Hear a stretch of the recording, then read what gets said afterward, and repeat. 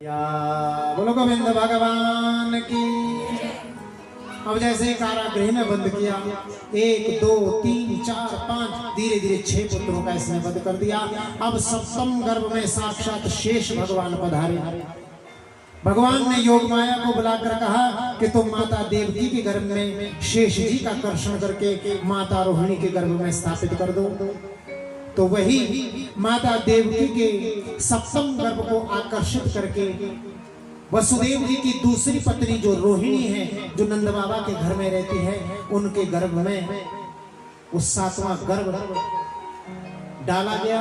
और इधर कंस ने सोचा कि 7वां गर्भ देवकी का गिर गया है।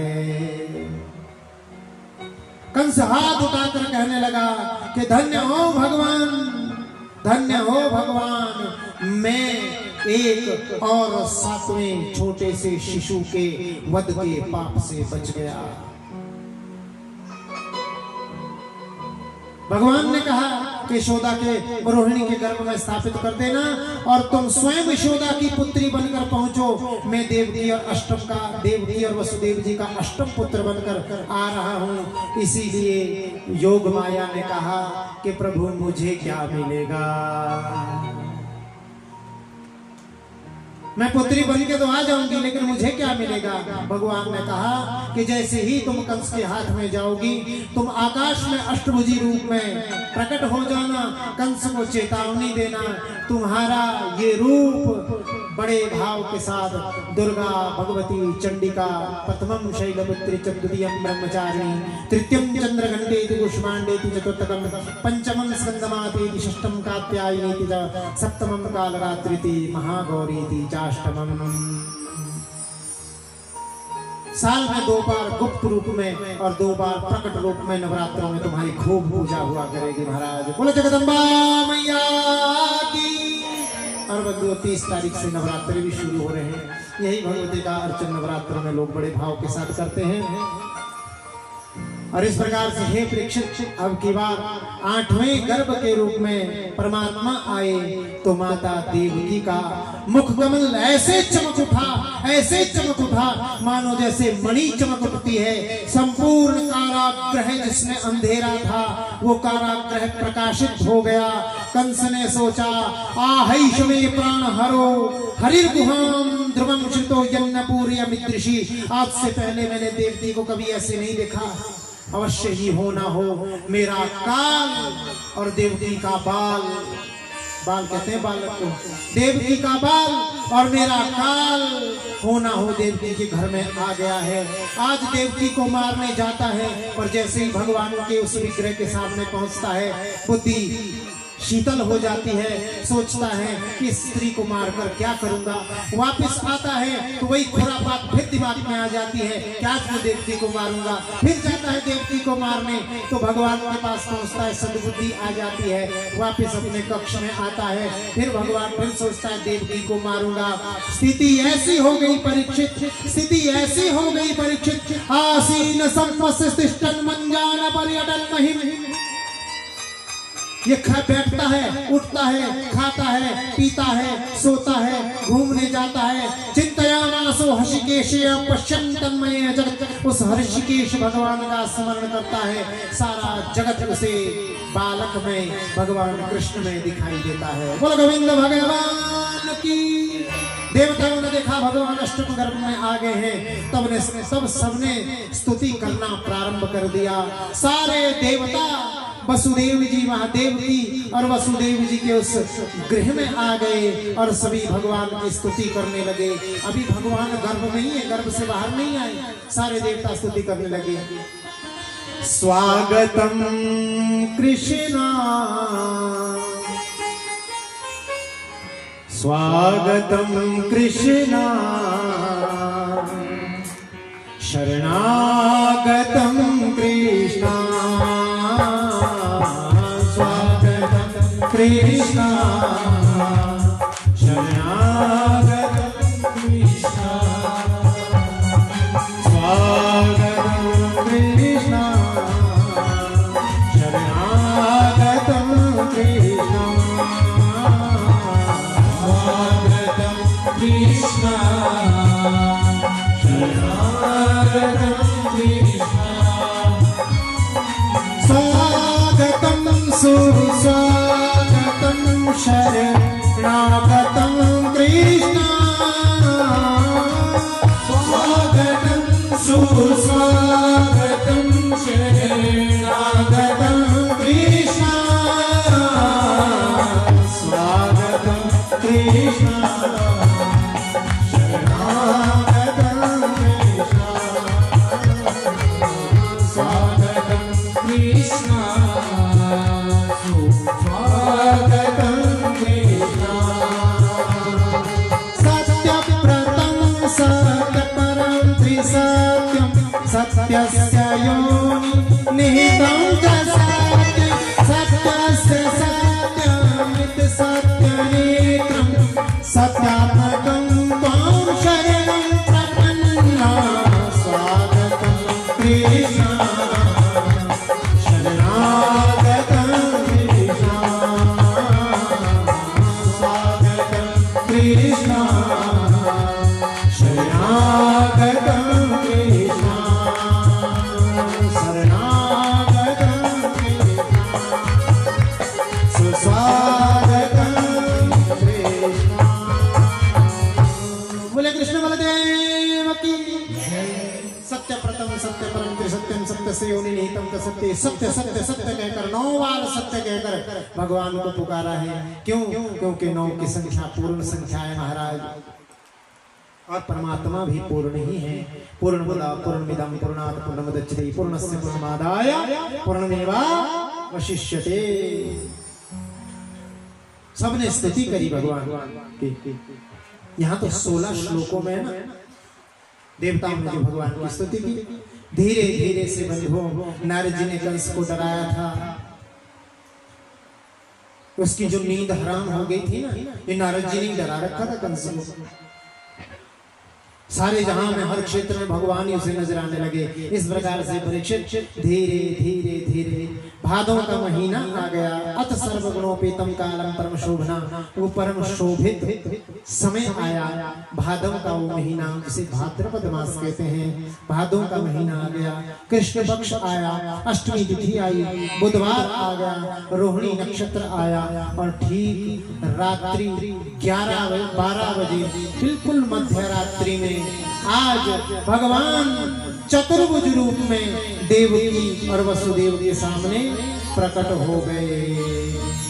बोल बाल कृष्ण लाल की तमद्भुतम बालकम अम्बुजभूषणं चतुर्भुजं शंख गदायुधं शंख चक्र गदा पद्म लेकर अद्भुत स्वरूप में प्रकट हो गए। बंधु भगवती बड़े प्रेम के साथ आज वसुदेव देवकी ने स्तुति की। भगवान से कहा कि बालक 4 भुजा वाले नहीं होते, बालक तो 2 भुजा वाले होते हैं। इसलिए प्रभु इस चतुर्भुज में नहीं, आप तो 2 भुजा में ही अच्छे लगते हैं, बालक रूप में आइए। भगवान ने कहा, बालक ने भगवान श्री कृष्ण बड़े भाव के साथ गोविंद ने कहा, हे वसुदेव, हे देवकी, पूर्व जन्म में तुम वसु कृष्ण और सुतपा नाम के से उत्पन्न हुए थे। संतान के लिए 12,000 वर्षों तक तुमने तप किया था। उसके पश्चात दूसरे जन्म में तुम कृष्ण गर्भ हुए। तुम दूसरे जन्म में पुनः मैं कृष्ण गर्भ रूप में तुम्हारे यहाँ आया। फिर इस जन्म में मैं देवकी और वसुदेव रूप में तुम हो, बालक रूप में मैं उत्पन्न हुआ हूँ। इसके बाद जैसे ही मैं अपना ये शरीर प्राकृत शिशु हो जाऊं, शिशु रूप में परिणित हो जाऊं, हे वसुदेव जी, तो मुझे कहाँ छोड़कर आना? बोलो, कहाँ छोड़कर आना? गोकुल में। और वहां पर एक बालिका का जन्म हुआ होगा, तुम उस बालिका को लेकर आ जाना यहाँ पर, और समय आने पर मैं आपको अवश्य दर्शन दूंगा। आप पुत्र रूप में आपकी सेवा करने आऊंगा। और ऐसा वरदान देकर बभूव प्राकृत शिशु, भगवान शिशु रूप में परिणित हुए। छोटे से रूप में भगवान शिशु पैदा होता है, रोने लगता है, लेकिन अब की बार भगवान रोए नहीं। भगवान ये जानते हैं यदि रो गए तो मामा जी आएंगे और मामा जी कुछ दक्षिणा भी दे जाएंगे। बोलो गोविंद भगवान की। उधर गोकुल में योग माया का जन्म हो गया, इधर बाल कृष्ण का जन्म हो गया। सूख में उन्हें लिटा दिया। योग माया के प्रभाव के कारण सभी द्वारपाल भी सो गए, सभी दरवाजे भी खुल गए, पैरों के बंधन भी खुल गए। बड़े भाव के साथ सिर के ऊपर, मस्तक के ऊपर बाल कृष्ण को लेकर वसुदेव जी जाने लगे। सुंदर हल्की हल्की हल्की बादलों ने सोचा कि हमारे पास कुछ नहीं है देने के लिए, तो भगवान की वाणी याद आ गई कि पत्रम पुष्पम फलम तोयम यो में भक्त्या प्रयच्छति, जो भक्ति से मुझे पत्र पत्ता पुष्पम फूल तोयम जल भी देता है, मैं उसे ग्रहण करता हूँ। बादलों ने सोचा हमारे पास तो जल ही है, तो हल्की हल्की बारिश करने लगे। शेष भगवान ने सोचा इनको लगी है बारिश की, बादलों को, मेरे प्रभु को हो रहा है कष्ट, इतने छोटे से बालक भीग गई, जुकाम हो गया। फिर तो शेष भगवान अपने हजारों फलों के साथ छत्र छाया करते हैं, आगे बढ़ते हैं। तो जमुना जी आती हैं। जमुना जी ने सोचा स्वामी आए हैं, इनके चरण छुए बिना तो इन्हें जाने नहीं दूंगी। घुमड़ घुमड़ कर जमुना जी बहने लगी। जैसे ही जल स्तर बढ़ने लगा, जल स्तर बढ़ते बढ़ते जैसे ही सोचा कि मैं चरण छूंगी, चरण तो छू नहीं पाई, हाँ ससुर जी की दाढ़ी को छू गई महाराज। भगवान ने सोचा जमुना को लगा मेरे पैरों को छूने की लगी है, इधर इसके ससुर जी डूब रहे, सोई अपना पैर नीचे को लटका दिया। महाराज जमुना महाराज ने चरणों में प्रणाम किया, वसुदेव जी को मार्ग दे दिया। आगे बढ़े वसुदेव जी और अब गोकुल में पहुंचे। हे परीक्षित, गोकुल में योग माया का ऐसा प्रभाव था कि योग माया के प्रभाव के कारण कोई कुछ देख नहीं पाया, कुछ समझ नहीं पाया, कुछ जान नहीं पाया। इधर परीक्षित यशोदा महारानी अपने उस पलंग पर लेटी हैं, पर्यंक पर लेटी हैं। उन्हें ये तो पता था कि कुछ हुआ है, माँ यशोदा को ये पता था परीक्षित के कुछ हुआ है, लेकिन उन्हें ये पता नहीं था कि बेटा हुआ है कि बेटी हुई है। बोलो गोविंद भगवान की। क्योंकि भागवत जी में लिखा है कि यशोदा देवी महारानी को ये पता लग गया था कि मेरे कुछ हुआ है, लेकिन ये पता नहीं लगा कि बेटा हुआ है कि बेटी हुई। योग माया के प्रभाव के कारण यशोदा मैया ने सोचा कि सुबह ही देखेंगे अब बेटा के बेटी। योग माया के प्रभाव के कारण वो भी सो गई। द्वार अपने आप खुले। परीक्षित वसुदेव जी ने सूप ऊपर से नन्हे से भगवान को उठाया, माँ यशोदा के पास छोड़ा, वहां से योग माया कन्या को उठाया, सूप में धारण किया, अपने मस्तक पर धारण किया और चल दिए वापस। और वापस जब पहुंचे कारागृह में, अपने आप दरवाजे बंद हो गए, अपने आप बेड़ियां लग गई। क्या अर्थ है इसका? इसका अर्थ यही है बंधुओं कि जब हम भगवान को अपने सर पर धारण करते हैं, अर्थात अपने हृदय में धारण करते हैं, तो काम क्रोध लोभ मोह रूपी हमारी बेड़ियां खुल जाती हैं। और जैसे ही हम माया को धारण करते हैं, पुनः ये बेड़ियां लग जाती हैं। बोलो गोविंद भगवान की। अब थोड़ी ही देर 50-10 मिनट रहते हैं हमारे, 10 मिनट रहते हैं। अब 10 मिनट सावधान हो जाओ भाव के साथ।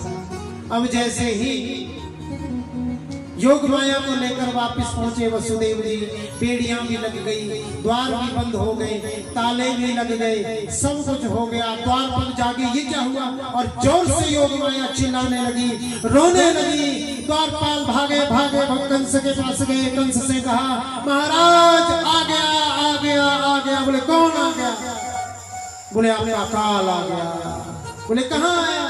बोलो वसुदेव और देवती के कारागृह में उनके गर्भ से कुछ पैदा हो गया है। भागा कंस गया, आज मैं अपने हाथ से अपने काल को मार दूंगा। मूर्ख है जो अपने काल को मारने की सोचता है, काल को कोई क्या कभी मार सका है? इसने देखा कि ये तो कन्या है। देवती ने कहा भैया ये तो कन्या है, इस कन्या को छोड़ दो, कन्या आपका वध कैसे कर सकती है? आज कंस ने कहा उन देवताओं का कोई भरोसा नहीं, बेटा भी बेटी हो सकती है, बेटी भी बेटा हो सकता है। बोलो गोविंद भगवान की। पैरों से उठाकर जैसे ही पत्थर पर शिला पर पटकने वाला था, हाथों से छुटी और आकाश में जाकर अष्टभुजी रूप में प्रकट हो गई। बोलो जगदम्बा मैया की। किं मया हृदया मंदः जाता खलु त्वन्तक्रे। अरे किं मया हृदया मंदा, रे मूर्ख कंस, मुझे मारने से तुझे कुछ नहीं मिलेगा, तुझे मारने वाला तो कहीं और बोलो पैदा हो गया है। बोलो जगदम्बा मैया की। इतना कहा कहकर माता अंतर्ध्यान हो गई। अब कंस को डर लगा, देवी वसुदेव के चरणों में गिरा, क्षमा मांगी, कहने लगा ये देवता भी झूठ बोलते हैं महाराज, क्षमा कर दो बहन। मुक्त कर दिया। तुरंत राक्षसों को बुलाया, 1 महीने के अंदर जितने भी बच्चे पैदा हुए सबको मार दो महाराज। आज कंस की बुद्धि इतनी बिगड़ गई, इतनी भ्रष्ट हो गई कि नन्हे नन्हे बालकों की हत्या करने से भी वो पीछे नहीं हटता। मीटिंग बुलाई इसने महाराज बहुत सारे। इसलिए हे परीक्षित, याद रखना जीवन में तुम्हारे पूर्व पुरुष भी यही कहते थे, इसी का पालन वो करते थे। किसका? के विप्रागावश्च वेदाश्च तपा सत्यम दमं क्षमा श्रद्धा दया तितिक्षा च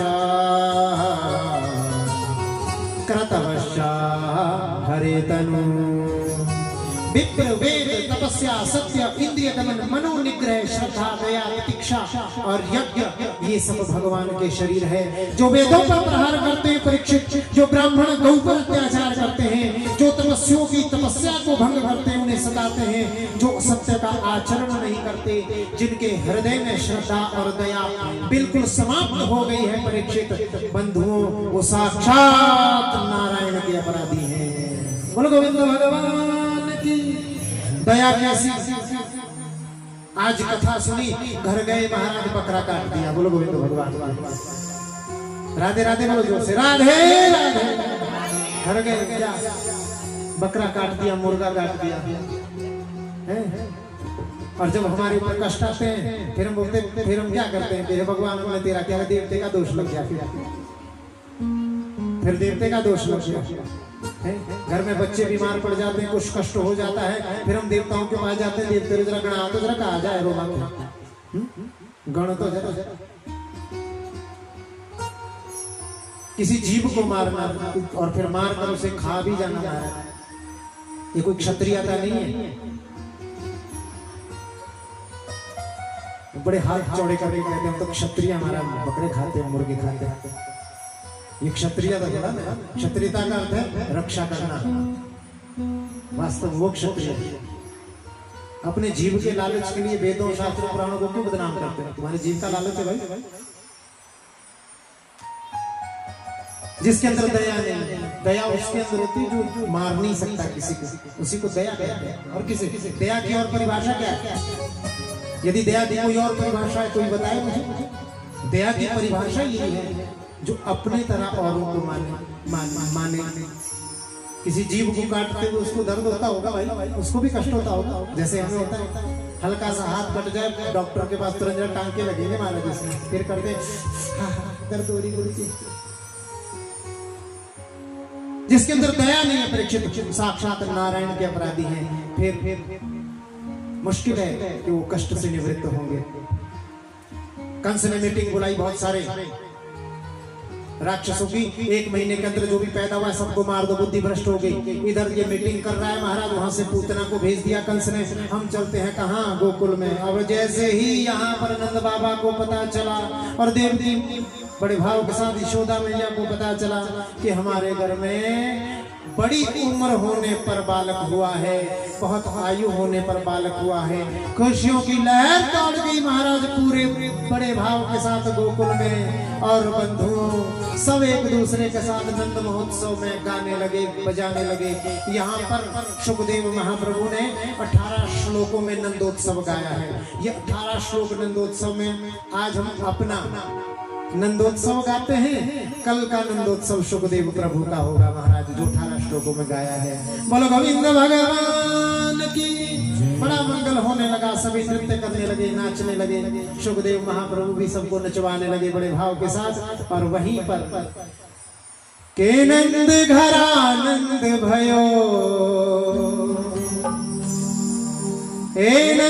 घरानंद भयो जय कन्हैया लाल की। नंद घरानंद भयो जय कन्हैया लाल की। हे नंद घरानंद भयो जय कन्हैया लाल की। हे नंद घरानंद भयो जय कन्हैया लाल की। जय कन्हैया लाल की जय यशोदा लाल की। जय कन्हैया लाल की जय यशोदा लाल की। ओ जय यशोदा लाल की जय दाऊद दयाल की। जय यशोदा लाल की जय दाऊद लाल की। ओ नंद घरानंद भयो जय कन्हैया लाल की। ओ नंद घरानंद भयो जय कन्हैया लाल की। ओ नंद घरानंद भयो जय कन्हैया लाल की। ओ नंद घरानंद भयो जय कन्हैया लाल की। हाथी दिनों घोड़ा दिनों और दिनों पाल की। हाथी दिनों घोड़ा दिनों और दिनों पाल की। हाथी दिनों घोड़ा दिनों और दिनों पाल की। हाथी दिनों घोड़ा दिनों और दिनों पाल की। हाथी दिनों घोड़ा दिनों और दिनों पाल की। हाथी दिनों घोड़ा दिनों और दिनों पाल की। हे नंद घरानंद भयो जय कन्हैया लाल की। नंद घरानंद भयो जय कन्हैया लाल की। हे नंद घरानंद भयो जय कन्हैया लाल की। नंद घरानंद भयो हरि जय बोल। कन्हैया लाल की।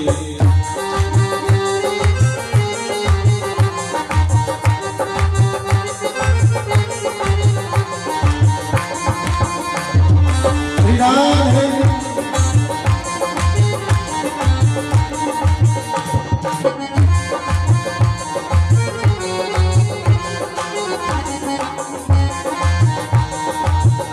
आज गोकुल की गलियों में, आज गोकुल की गलियों में अजब सी मस्ती छाए रही है।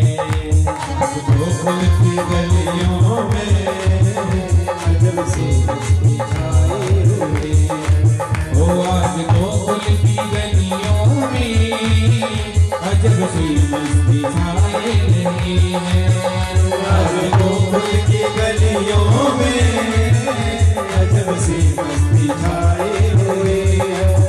जिसके दो जन्म दो पिता, जिसके दो जन्म दो पिता, जिसके दो जन्म दो पिता, जिसके दो जन्म दो पिता। और माता भी दो कहाई, और माता भी दो कहाई। ओ ऐसे अद्भुत किशन सावरे को, ऐसे अद्भुत किशन सावरे को देखने दुनिया आई हुई है। देखने दुनिया आई हुई है।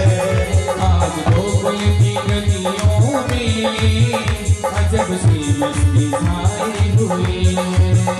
आज गोकुल की गलियों में अजब सी मस्ती छाई हुई है।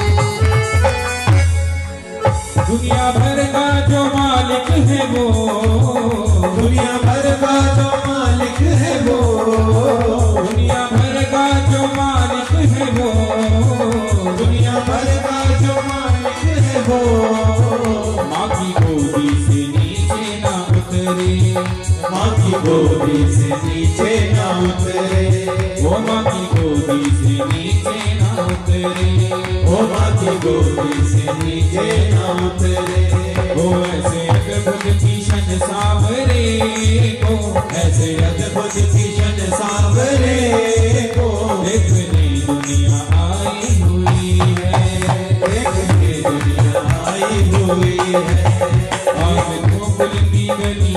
में, आज गोकुल की गलियों में अजब सी मस्ती छाई हुई है। आज गोकुल की गलियों में अजब सी मस्ती छाई हुई है। आज गोकुल की गलियों में अजब सी मस्ती छाई हुई है। आज गोकुल की गलियों में अजब सी मस्ती छाई हुई है। ओ अजब सी मस्ती छाई हुई है। अजब सी मस्ती छाई हुई है। अजब सी मस्ती छाई हुई है। अजब सी मस्ती छाई हुई है। बोले नंद के लाला की।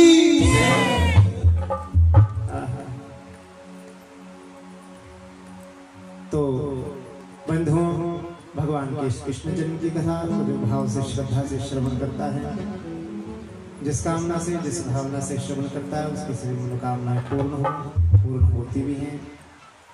आवश्यकता है श्रद्धा की, प्रेम की और दया की। जब तक श्रद्धा नहीं, प्रेम नहीं, दया नहीं, तब तक बंधुओं आपके इस प्रांगण में भगवान की अनन्य लीला का अवतार की कथा और भगवान के जन्म की कथा का जीवन परिपूर्ण हार्दिक शुभकामनाएं, अनंत शुभकामनाएं।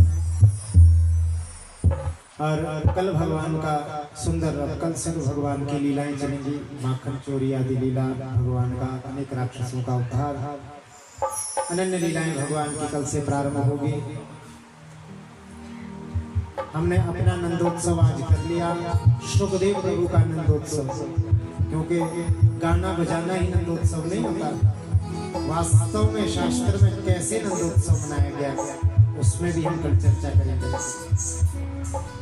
अनेक लीलाएं कल भगवान की होंगी। कल समय पर ठीक 1 बजे आपने आ जाना, समय से ग्रहण स्थान करना। 1 से 4 बजे तक कल की कथा भी होगी। इन्हीं शब्दों के साथ, इन्हीं वचनों के साथ मैं अपनी वाणी को विराम देता हूँ। और बंधुओं, कथा में जो बातें अच्छी लगी उसे अपने जीवन में ग्रहण